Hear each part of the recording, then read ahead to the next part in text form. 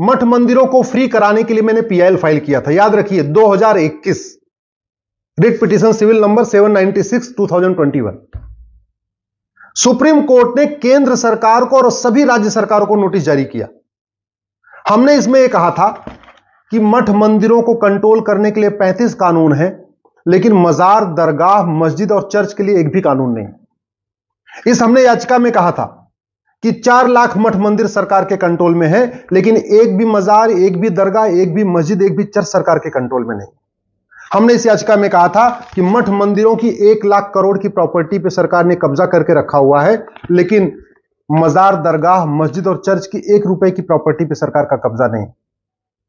हमने इस याचिका में यह भी कहा था कि मुंबई का सिद्धि विनायक मंदिर सरकार के कंट्रोल में है, लेकिन वहीं थोड़ी दूर पे हाजी अली की दरगाह सरकार के कंट्रोल में नहीं है।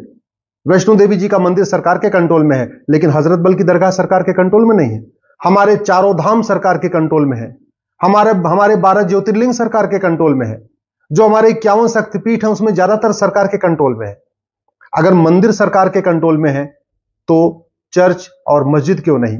और दूसरी बात, जब संविधान सेकुलर है, सेकुलर का मतलब सबको धार्मिक स्वतंत्रता है, तो फिर हमारे धार्मिक स्थानों पे सरकार का कंट्रोल क्यों है?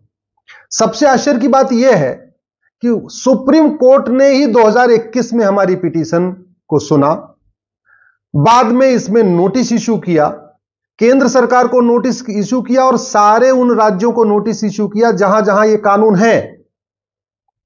आंध्र प्रदेश सरकार का काउंटर भी आ गया और अब चीफ जस्टिस कोर्ट कह रही कि नहीं, यह सुनवाई योग्य नहीं है। ऐसा सुप्रीम कोर्ट के इतिहास में कभी हुआ नहीं था कि जहां सुप्रीम कोर्ट ने पहले पिटीशन को एडमिट किया हो, नोटिस जारी किया हो, एक पार्टी का जवाब भी आ गया हो और उसके बाद कह रहे हो कि जज बदल गए और जज बदले हुए कह रहे हैं कि नहीं, अब इसमें सुनवाई की योग्य नहीं है। इस मैटर में जस्टिस हेमंत गुप्ता की पीठ ने नोटिस इशू किया था केंद्र को और सभी राज्यों को, उसके बाद जवाब भी आया। लेकिन जब यह मैटर चीफ जस्टिस कोर्ट में आया तो चीफ जस्टिस ऑफ इंडिया साहब का कहना है कि नहीं, यह सुनवाई योग्य नहीं है। ये कभी ऐसा हुआ नहीं भारत के इतिहास में। आप जरा सोचिए, दरगाह, मस्जिद, मजार, चर्च के लिए एक भी कानून नहीं है, लेकिन मठ मंदिरों के लिए कितने कानून हैं। पहली बात तो 1863 में एक कानून अंग्रेजों ने बनाया, फिर एक कानून दोबारा बनाया, और उसके बाद आजाद होने के बाद तमिलनाडु में 1959 में 1959 में मठ मंदिरों को कंट्रोल करने वाला कानून बना, तेलंगाना में 1987 में कानून बना, आंध्र प्रदेश में 1987 में कानून बना, केरल में 1950 में एक कानून बना, 1951 में एक कानून बना, 1978 में एक कानून बना, 2005 में एक कानून बनाया। यानी मठ मंदिरों को कंट्रोल करने के लिए केरल में 4 कानून है, मस्जिद और चर्च के लिए केरल में एक भी कानून नहीं है। महाराष्ट्र में 2004 में एक कानून बना, फिर 2018 में कानून बना, 1980 में कानून बना, 2018 में कानून बना। तो महाराष्ट्र में मठ मंदिरों को कंट्रोल करने के लिए 5 कानून है, लेकिन मजार, दरगाह, मस्जिद, चर्च को कंट्रोल करने के लिए एक भी कानून नहीं है। कर्नाटक में 2011 में कानून बना, लेकिन मठ मंदिरों के लिए, मस्जिद और चर्च के लिए नहीं। झारखंड में 2 कानून है, एक 1863 का चल रहा है, दूसरा 2015 का चल रहा है, मस्जिद और चर्च के लिए एक भी कानून नहीं है। बिहार में 1949 का एक कानून चल रहा, 1949 का एक कानून चल रहा, 1950 का एक कानून चल रहा है, लेकिन मठ मंदिरों को कंट्रोल करने के लिए, मजार, दरगाह के लिए एक भी कानून नहीं है। इसी तरीके से कश्मीर में 1988 में कश्मीर वैष्णो देवी मंदिर को सरकार ने अपने कंट्रोल में ले लिया, फिर सन 2000 में एक कानून बना, 2008 में एक कानून बना, 2013 में एक कानून बना। तो अल्टीमेटली जम्मू कश्मीर में 4 कानून चल रहे हैं मठ मंदिरों को कंट्रोल करने के लिए, मस्जिद और चर्च के लिए एक भी कानून नहीं है। हरियाणा में मठ मंदिरों को कंट्रोल करने के लिए 2 कानून है, एक 1991 में बना था मनसा देवी श्राइन ट्रस्ट, दूसरा गुड़गांव में जो शीतला देवी मंदिर है, गुड़गांव का मंदिर, उसके लिए भी कानून बना, लेकिन मस्जिद, चर्च के लिए एक भी कानून नहीं।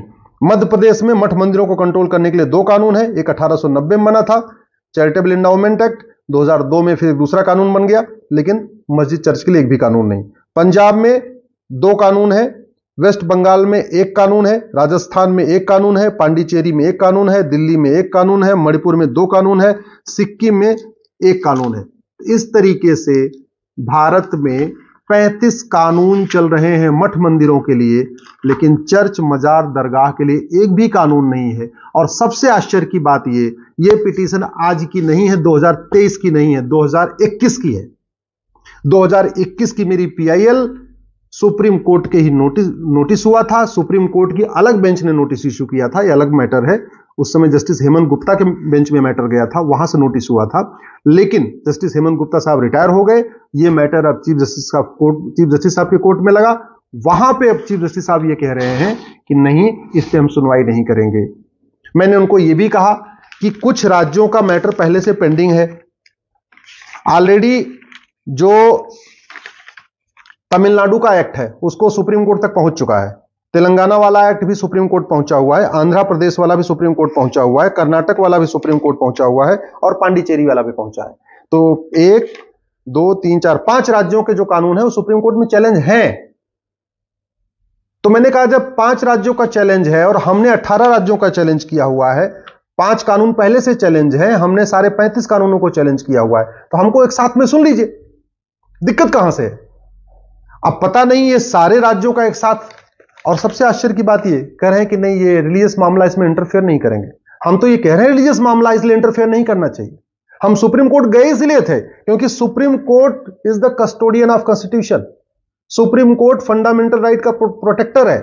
हम यही कहने तो गए थे कि आर्टिकल 26 में हिंदू, जैन, बौद्ध, सिख को भी अपने अपने मठ मंदिर को बनाने, उनको मैनेज करने, उनको मेंटेन करने का अधिकार है, लेकिन कानून बना के यह अधिकार छीन लिया गया, इसलिए कानूनों को आप खत्म करिए। हम यही बात तो सुप्रीम कोर्ट को कह रहे थे। कल भी मैंने यही कहा कि साहब 4 लाख मठ मंदिर सरकार के कंट्रोल में है, एक भी मजार, एक भी दरगाह, एक भी मस्जिद, एक भी चर्च सरकार के कंट्रोल में नहीं है। कह रहे नहीं, ये रिलीजियस मैटर है, ये सरकार देखेगी। और मुझे तो बड़ा आश्चर्य हुआ, सॉलिसिटर जनरल साहब भी चीफ जस्टिस ऑफ इंडिया के साथ सपोर्ट में खड़े हुए थे।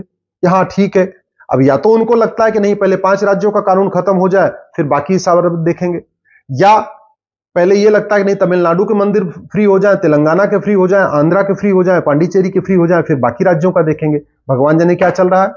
चीफ जस्टिस ऑफ इंडिया के मन में क्या है मुझे नहीं पता, सॉलिसिटर जनरल के मन में क्या है मुझे नहीं पता, केंद्र सरकार के मन में क्या है पता, लेकिन यह वाकया बिल्कुल अभूतपूर्व है।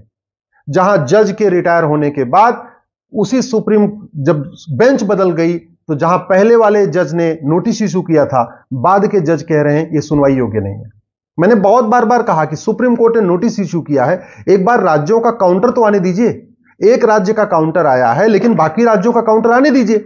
मैंने कहा कि आंध्रा का काउंटर आ चुका है, हम आंध्रा के काउंटर में रिजॉइंडर फाइल करेंगे, लेकिन बाकी राज्यों का नहीं आया, केंद्र का काउंटर नहीं आया, तो सबका आने दीजिए, हम सबका जवाब दाखिल करेंगे। एक बार मेरिट पे सुन लीजिए। भाई अल्टीमेटली जब सुप्रीम कोर्ट ने नोटिस इशू किया है, अलग बेंच ने नोटिस इशू किया, इसका मतलब थोड़ी कि जज रिटायर हो गए तो सुप्रीम कोर्ट का नजरिया बदल जाना चाहिए। इसका मतलब थोड़ी कि एक बेंच नोटिस इशू करे और दूसरी बेंच उसको बिना मेरिट पे गए, बिना काउंटर रिजॉइंडर करके उसको रिजेक्ट कर दे। ऐसा होता नहीं है, लेकिन मेरे साथ हुआ है। तो आपको मैं इसलिए बता रहा हूं, सब कुछ जनता का है, न सुप्रीम कोर्ट बड़ा है न सरकार बड़ी है। सबसे ऊपर यह संविधान है और इस संविधान को सुप्रीम कोर्ट ने नहीं बनाया, सरकार ने नहीं बनाया, इस संविधान को देश की जनता ने बनाया, we the people of India ने बनाया है।